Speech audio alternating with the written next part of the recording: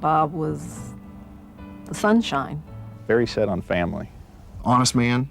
He always called me Bright Eyes every time he saw me. Great father, wonderful husband. He loved his grandchildren. You felt that love from Bob Mintz, and he was like that with everybody. He comes from a huge family of 13 brothers and sisters. They didn't have a lot, so if they wanted what they wanted, they had to go out and make their own money. I think that gave him the drive that he needed to become successful. He was definitely a joker, and the majority of his jokes were corny, especially to us, because we heard him, it was the same recycled jokes over and over again. First time I met Bob Mintz was early in my career in 1985. He had his own reasons for seeing me, which I found out later. His father had died and left his mother virtually penniless, and he wanted to make sure that his family were going to be okay if anything happened to him.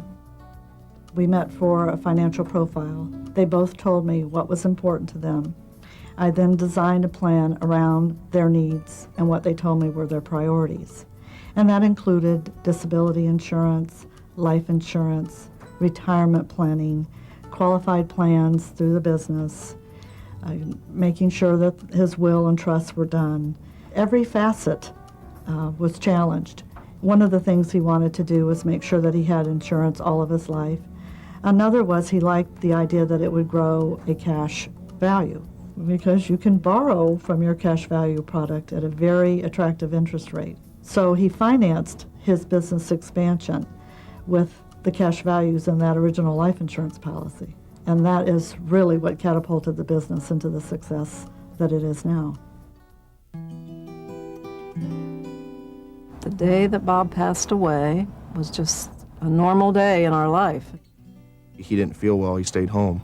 And my mom and I went into work. He called me about 12:30, and he said, would you come home and straighten my covers up and get me something to drink? So I went home, and he just said he didn't want me to kiss him because he didn't want me to catch what he had. So right there, he thought he had a flu. So I told him I'd make a doctor's appointment. He said, I want to thank you for taking care of me. And I said, you know, you don't have to do that.